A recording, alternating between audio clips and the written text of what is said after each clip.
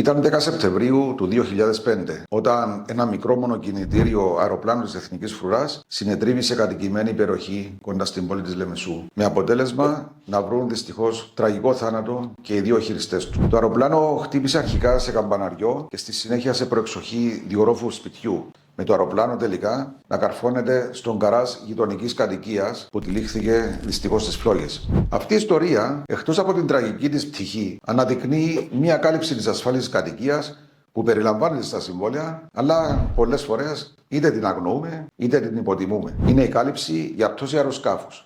Σπάνιο φυσικά, αλλά όπως δείχνει η ιστορία, όχι αδύνατο να συμβεί. Καλύπτει ζημιές από πτώση αεροπλάνου ή αντικειμένων που έπεσαν από αυτό. Μπορεί οι περισσότεροι να κάνουν ασφάλεια σπιτιού για τη φωτιά ή το σεισμό, όμως ένα σωστό συμβόλαιο κρύβει λύσεις για κινδύνους που ούτε καν φαντάζεσαι. Για χρήσιμο περιεχόμενο γύρω από την ασφάλιση, απλά ακολούθησέ μας.